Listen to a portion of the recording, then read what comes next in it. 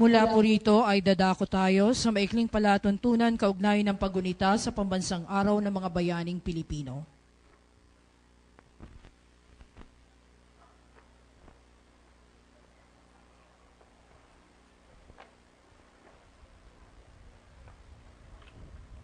Mangyaring magsiipuna muna po ang lahat.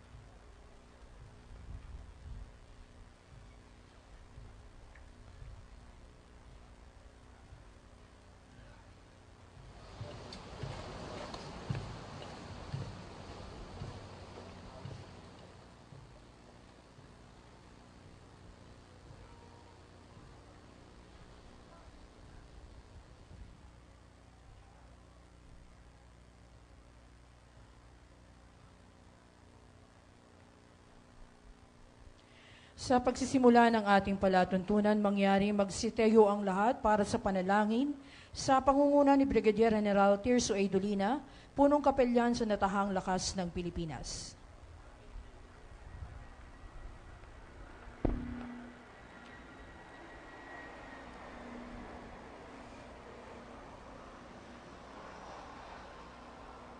Ikarangal mo, Pilipino, matapang ang lahi mo.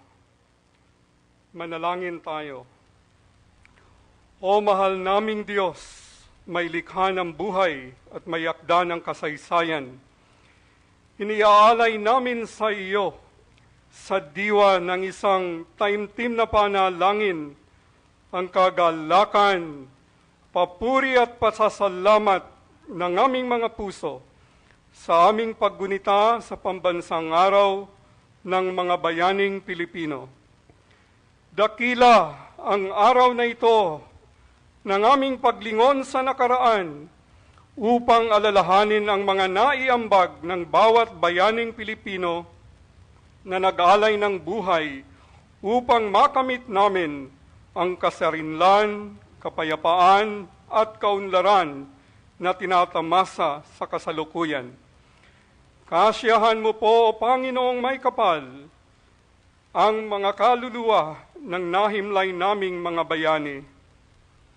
Ipagkaloob mo po sa amin, O Panginoon, ang banal mong patnubay upang ang mga aral na binigyan buhay ng aming mga bayani ay maging inspirasyon at tularan sa susunod pang henerasyon.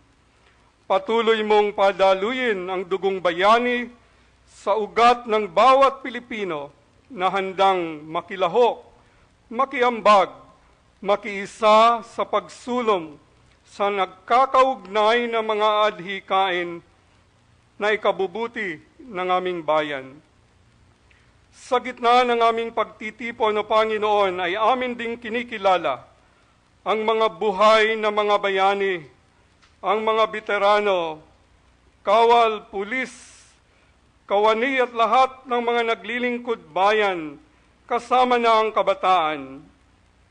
Ang mga manggagawang Pilipino na naghahanap buhay sa iba't ibang panig ng mundo, ang mga gumagawa ng hakbangin sa pambansang pagkakasundo at kapayapaan, ang mga individual o mga lupon na nakikilahok sa pambansang pagbagbago laban sa droga. O Panginoon, patuloy mo kaming gabayan ng iyong pagmamahal at karunungan upang ang mga turo ng kasaysayan ay maging ilaw ng pag-asa sa pagharap namin sa buhay paglilingkod sa iyo, O Diyos, at sa aming inang bayan. Lahat ng ito ay taus-puso naming panalangin. O Diyos ng buhay, Diyos ng kasaysayan, at Diyos ng tadhana, pagpalain, iligtas at sumagana nawa ang bawat Pilipino sa ngalan ng Ama at ng Anak at ng Espiritu Santo. Amen. Marami pong salamat. Mangyaring magsiupo na ang lahat.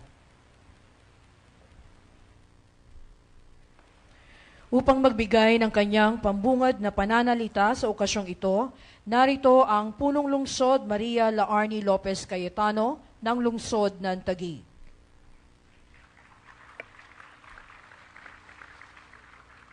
Pangulo ng Republika ng Pilipinas, Rodrigo Roa Duterte. Pangalawang Pangulo, Maria Leonor Robredo. Kalihim Delphine Lorenzana ng Tanggulang Pambansa.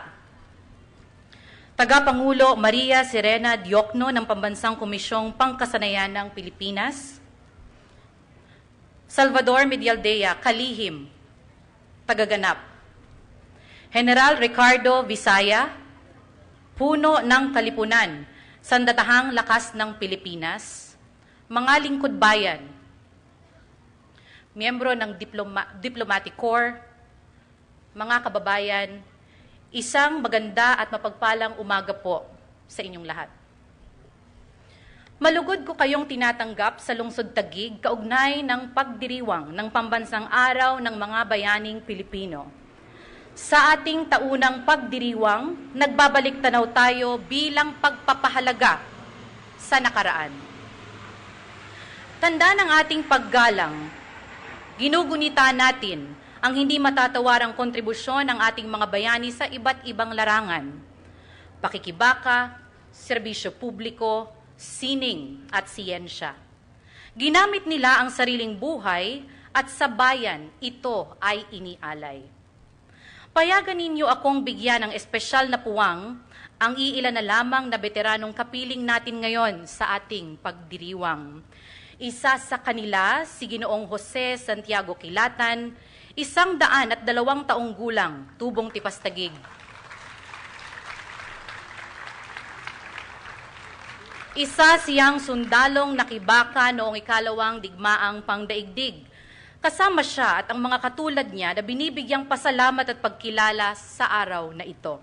Salamat po sa katapangan na inyong inialay alang-alang sa kalayaan ni Inang Bayan. Ang ating pong selebrasyon ay may temang bawat Pilipino, bayaning, katuwang sa pagbabago. Malinaw na hindi lamang ikaw, siya, o ako, kundi lahat tayo ay hinihimok na makiisa para sa positibong pagbabago. Tanga ng inspirasyon na hatid ng mga bayani ng kasaysayan, halina kayo at gamitin ang sarili nating kakayahan. Ano man kasi ang estado o katayuan mo sa lipunan, kaya mong kumilos para sa kapwa at sa bayan. May kabayanihan sa pagsasanay, determinasyon, tiyaga at kasipagan, tagumpay ito laban sa kahirapan. May kabayanihan sa prinsipyo at katapangan sa hanay ng militar at kapulisan. Ang misyon nilang linisin ang bansa sa krimen at iligal na droga ay tagumpay para sa kapayapaan at kaayusan. Mahal na Pangulo, huwag po sana kayong matinag sa paggabay sa mga alagad ng batas upang ang ating lansangan ay ganap ng maging ligtas. May kabayanihan sa dedikasyon at katapatan kung ikaw ay kawani ng pamahalaan. Mga guro, emergency responders, bombero, doktor, nurse, health workers sa mga baryo. Tagumpay ito sa ngalan ng serbisyo publiko. May kabayanihan sa pagiging responsableng kabataan at masigasig na mag-aaral. Susi ito sa tagumpay ng iyong kinabukasan. Mayroon din namang kabayanihan sa pagiging ulirang magulang, gabay at tanglaw kayo ng susunod na henerasyong Pilipino. Sa madaling salita, ang kabayanihan ay maaaring mahanap mo sa puso ng bawat Pilipino.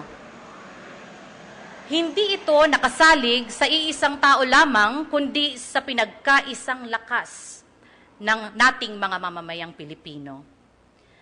Inawit natin ang lupang hinirang sa simula ng ating palatuntunan. Hinihimok ko kayong mamaya ay isa-isahin ang liriko at siguradong mamamangha kayo sa ganda at lalim ng ibig sabihin at pag-ibig sa bayan na ipinaabot ng awiting ito. Nayalay na ang mga bulaklak sa ating bantayog.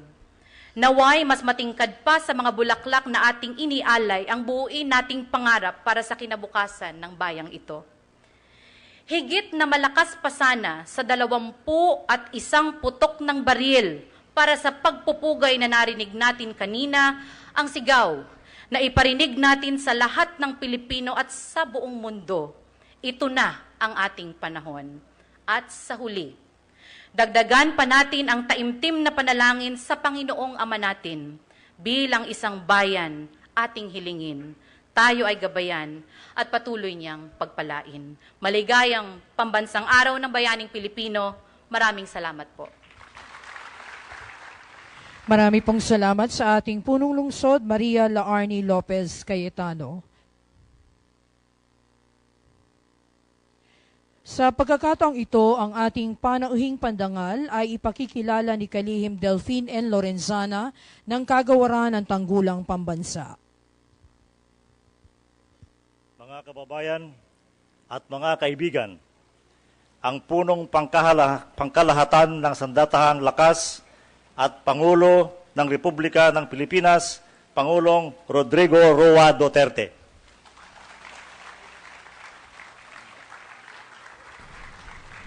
Thank you. Kindly sit down.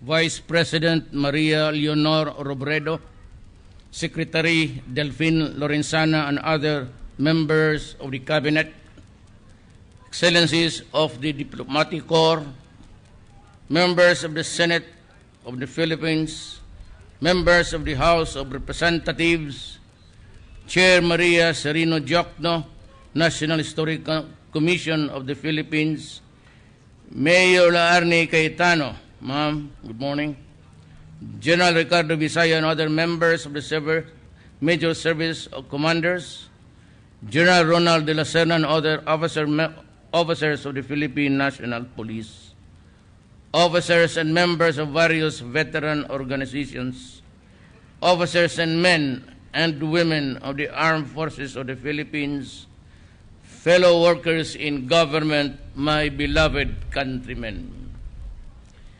It's quite vague to me now, but we had a full discussion of our national heroes.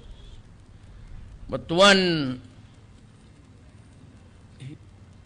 I consider myself among the top, was the late Justice Jose Abad Santos.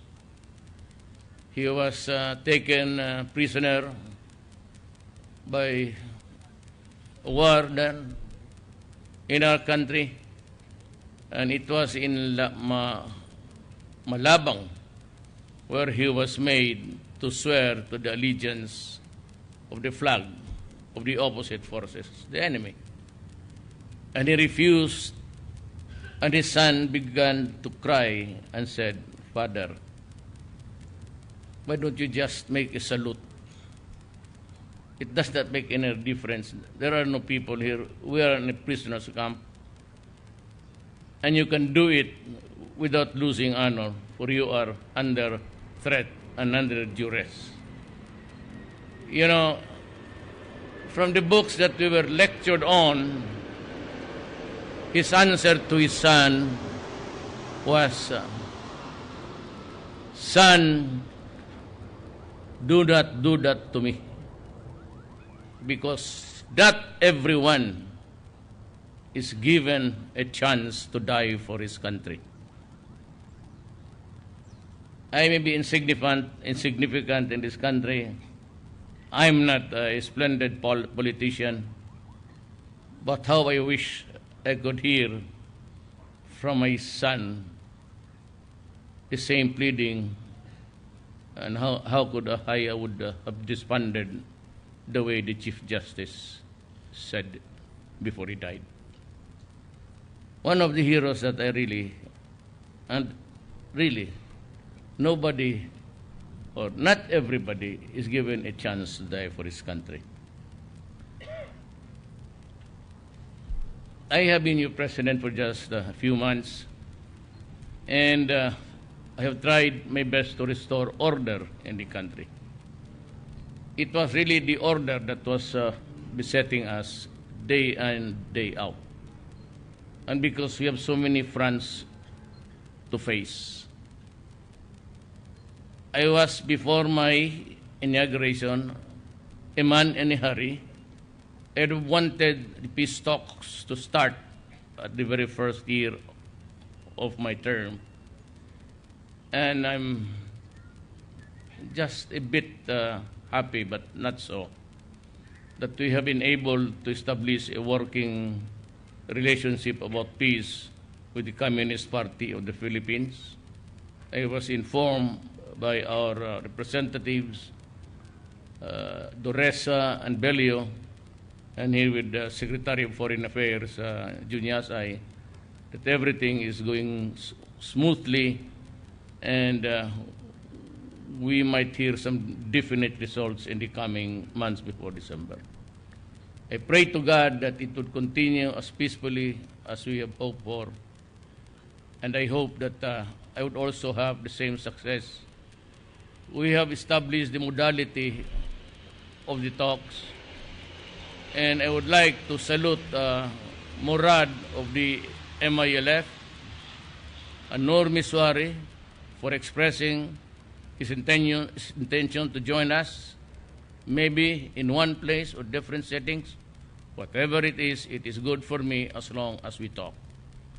So now, we have a lull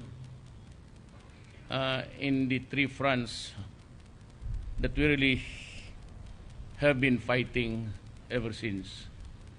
We're talking with the communists now, maybe establish a modus vivendi somewhere with EMI and MN, and let's begin to talk about peace. I really appreciate all the men and women connected with this enterprise, and I hope someday the Philippines would realize a nation really in peace and everything in order. But there are many things also that places us at the disadvantage now. Things that would create disorder and disturb the peace.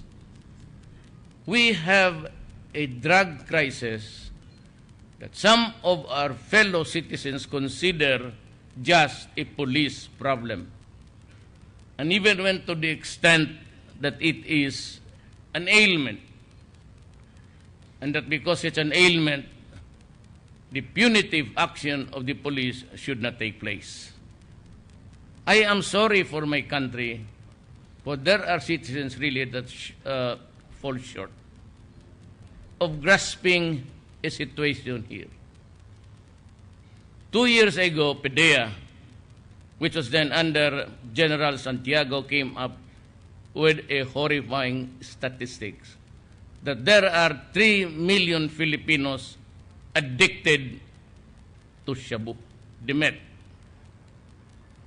And in the ensuing months, when I took over, we had a fairly good and accurate count, some of them undergoing the urine test to test positive, and they numbered 600,000. Now, if you add that to the earlier prediction of PDEA, add it a little bit of growth at a very liberal and conservative increase, incremental increase of something like 700,000. So you have 3,700,000 Filipinos who are addicted to meth. The problem is the eternal fight between the rich and the poor. And this, strife was injected almost into the level of a contentious issue about drugs. They would want to make it appear that just because this guy is poor and therefore he should not be made accountable to law but placed in a hospital. And even if we wanted to, we do not have the hospital beds of that number. simply cannot be done. I said, well, he is poor, and, whether he has been selling and destroying the lives of people, just so, but, he is a poor, so it is the poor now that want a special privilege because they have been attacking worse. So where are the big fish? Time and again I told you, I hope this matter can enter the gray matter between your ears. Kung may utak ka, they are no longer here. They are no longer here, but they continue to play the game. What we have on the level of the streets are the lieutenants at saka yung mga basurero. The only problem now is that a few months before I started, the players involved the law enforcement agencies of our country. And that makes us very, very sad. And that is why there is the ready explanation of why so many. You can just imagine a country with 3,700,000 addicts and say that they are just users. My God, if you are a user, you are a pusher. You have to connect somebody to finance because you have to fix everything.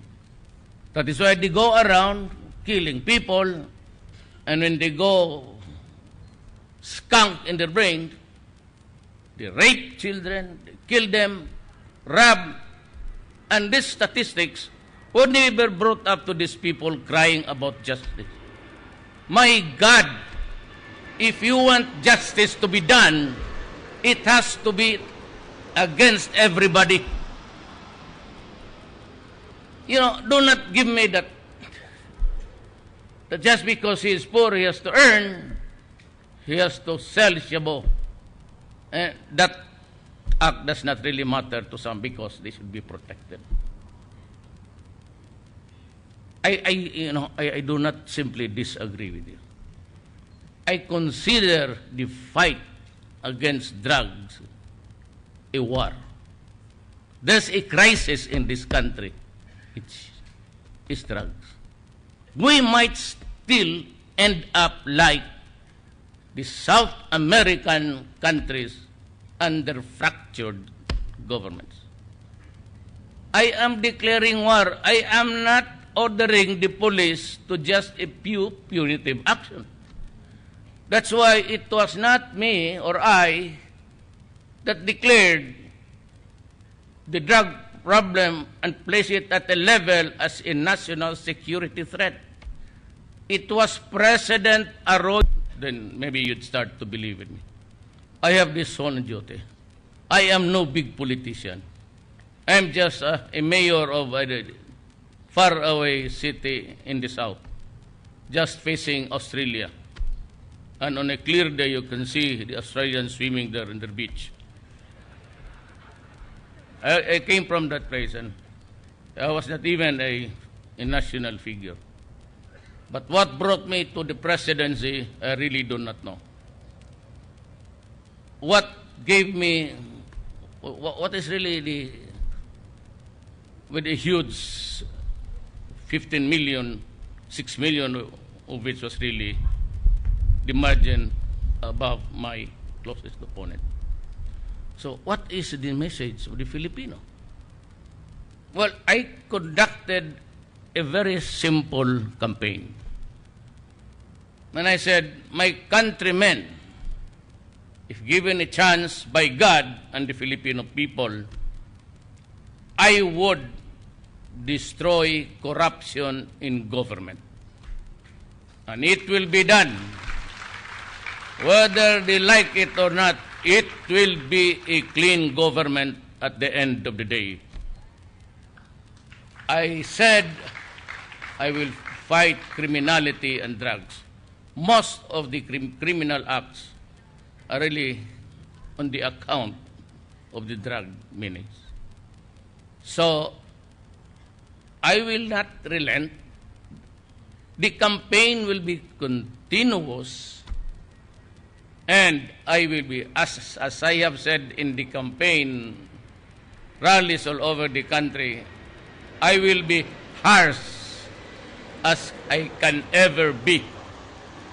When you fight a war, do not give me. I will finish this problem of corruption, drugs, and crime. And I hope at the end of my term, and even if it's, I've been telling Congress, hurry up the federal system, because I said, you follow the country with the presidential office, because that would hold together the country. For example, like France, the only elected leader is aside from nationally, it's the president. There's a very limited power, but powerful ones. Powerful statements, but very limited.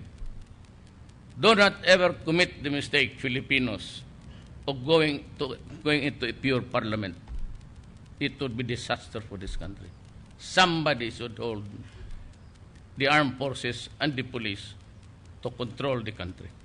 In the meantime that we march forward to the progress to the next century, and after this, children and our children would have proven it. But at this time, it would be good to have a federal system, because the present unitary type has done us no good. It is an unfair thing. It's the same office, Malacanang.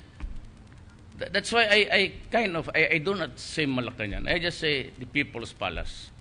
Sometimes they call it Malacanang. The word Malacanang is one of the vestiges of imperialism. I'm not comfortable with it, actually. And I should understand when I say I do not ever mention Malacanang. I just say it's a People's Palace. It is the People's Palace, actually. Ayaw kong gamitin yung. So, I do not want to take much of your time. I dedicate again in front of the brave Filipino soldiers who died for us, and we continue to honor them.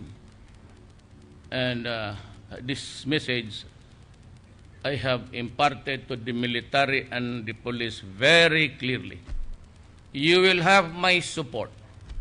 You will have all the things that you need to fight criminals. Do not worry. In the pursuit of law and order, pursuant to my directions, you do not have to worry about criminal liability. I will go to the prison for you. I take full legal responsibility. You just do it according to the books. There will always be witnesses, and if you have the witnesses on your side at the time, it might be okay. If there is none, and you are already pressed down, then do not worry. Just call my name, and I will be there to protect you.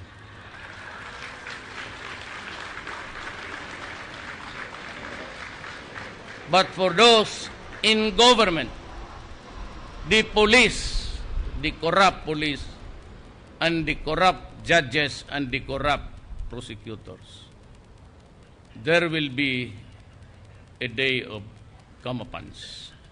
There will always be a day of reckoning. I hope, I said, we do not want violence. Nobody does. We cannot build a country over the bones of our own citizens. But my God, maybe far and wide in the history of this country, you might not really be meeting someone next time or at all. The kind of mindset that I have. My country first. Do not destroy the Filipinos. As it is, you have drug and criminality has destroyed a part of this generation, our children. You do not hit them hard because the corrosive money effect of money corrupts everybody there.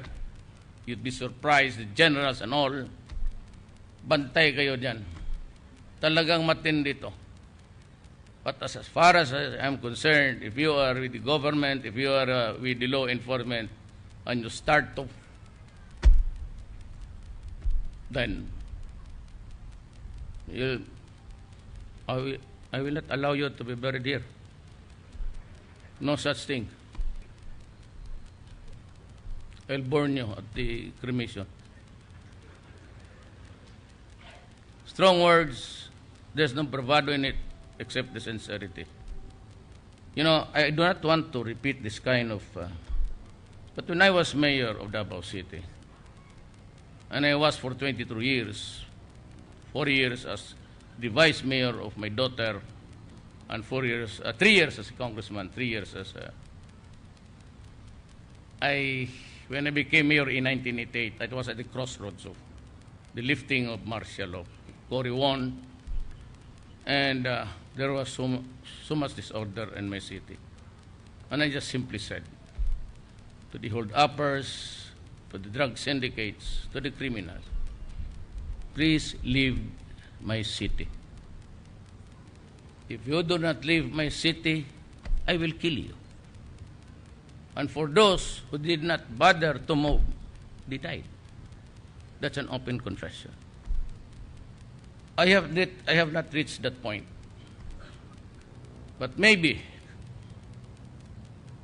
if you are the persistent, if you still find drug a viable economic livelihood, then there's always something to be.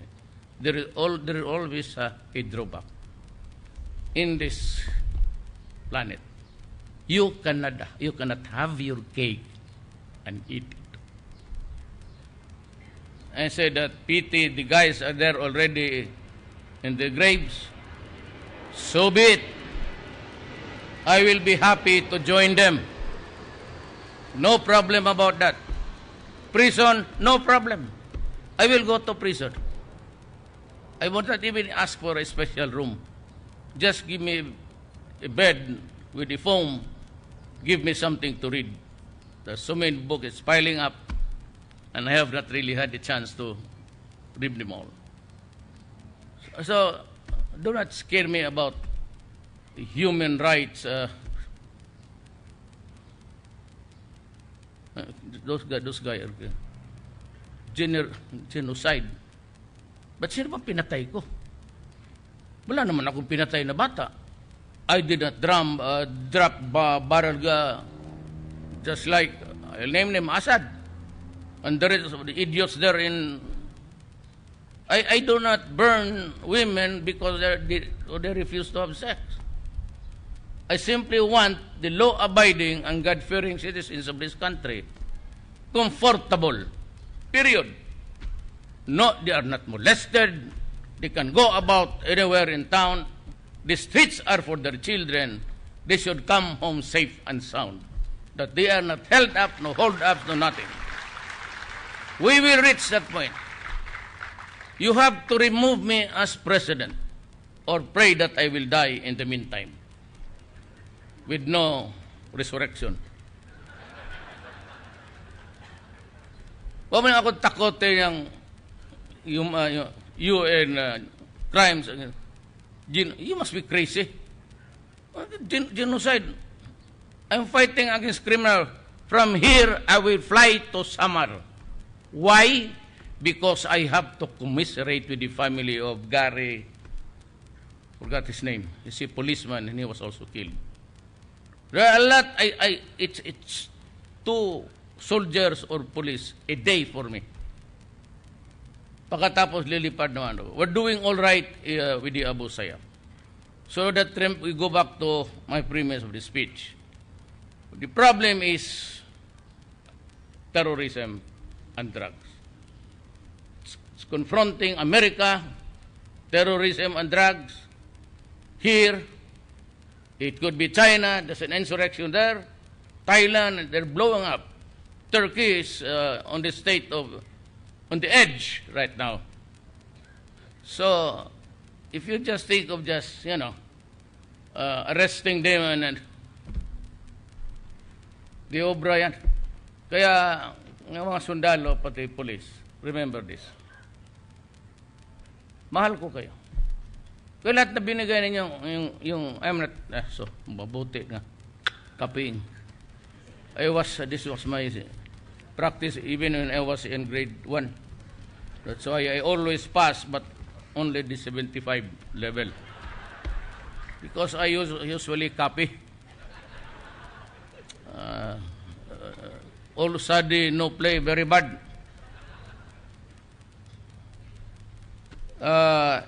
This was handed to me by Secretary Jokno. It was a very, I think he's the best that ever was as budget secretary.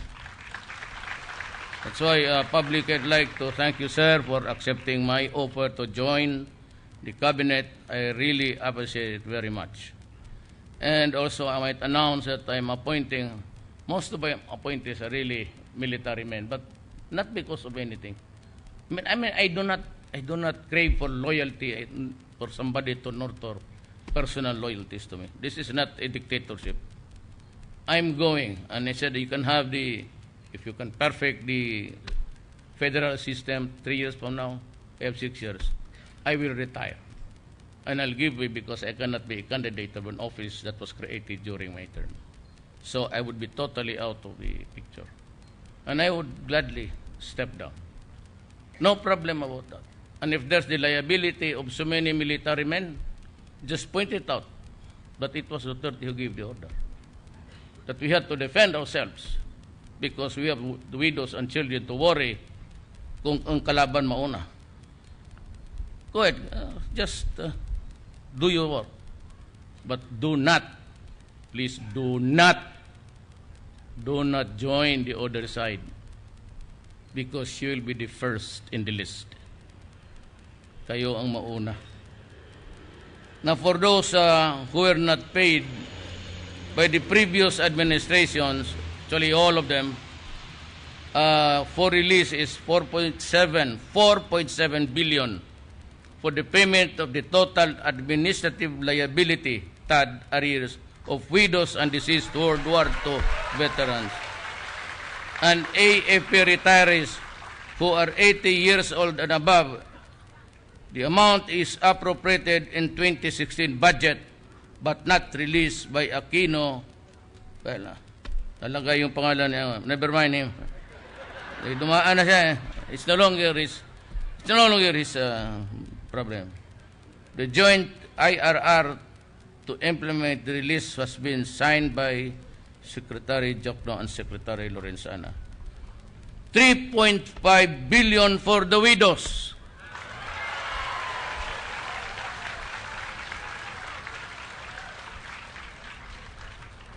Be careful if you are not loyal. If you are not loyal to your wives, she might be joining the 3.5 billion for the widows.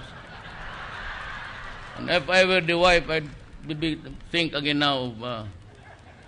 There's 3.5 billion waiting for me, and 1.2 billion for the AFP retirees. So. Okay na ba yan? Kulang po daw, sir. So, it will be released as soon as possible. Yung, for the, God forbid that you are the recipient, God forbid, but automatic from my social fund, it's automatic 250,000 pesos. Hindi yan kasali sa mga ano-ano nyo. That's purely from me, Office of the President. So, and the 20,000 to immediately get hold of the money. And, you know, Filipinos, they have this, habit. I did just share with you the idiosyncrasies of the Filipinos. I do not know they got it, but I said, maybe I'm not trying to offend anybody. But the practice is for 9 days. If you die here, the practice is 9 days before you can be buried. So on the 9th day, So first, you are poor in the rural areas, you have to sponsor a dinner, lunch for the 9 days of wailing. The same cannot part with their loved ones. But that is a culture which has to be corrected, little by little. It's deeply rooted in our religion, and though it's not a good one. I've been, and also with the birth of family planning, I will push it hard, really hard. We need the family planning, and we need to rationalize everything there. So I'd like to thank all of you, especially the Diplomatic Corps, for sharing this moment with us. And we are all very happy. We have this problem now. China, it's not worth I don't go to war. So if I do not, there's always war and peace. If I am not ready for war, then peace is the only thing.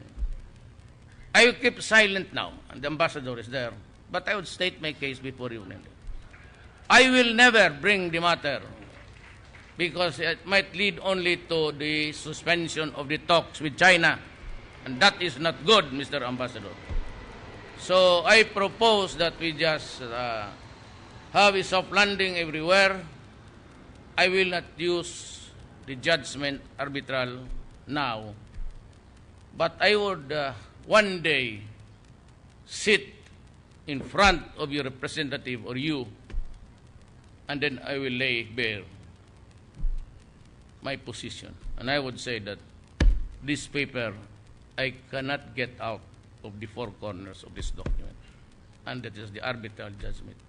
But for now, Mr. Ambassador, I want to just talk to you for the moment. Maybe give us time to build our forces also. We have so much superiority. But if it comes to a parity between as many ships as you have, maybe, just maybe. But if we continue and treat each other with brothers and understand, especially the plight of the fishermen, and they're almost really, that's why they are there, because they are poor. And I know the dynamics inside China. It has been explained to me very well. But if the Chinese people this time might find a place in their hearts for the Filipinos. After all, I come from, there's a Chinese blood in me. So I hope that you treat us as your brothers, not your enemies, and take note of the plight of our citizens. Maraming salamat po. Marami pong salamat sa ating Pangulong Rodrigo Duterte para sa inyong napakandang pananalita. Dito po nagtatapos ang ating palatuntunan kaugnay sa paggunita sa Pambansang Araw ng mga Bayaning Pilipino. Marami pong salamat sa inyong pagdalo at pakikiisa sa ating paggunitang ito.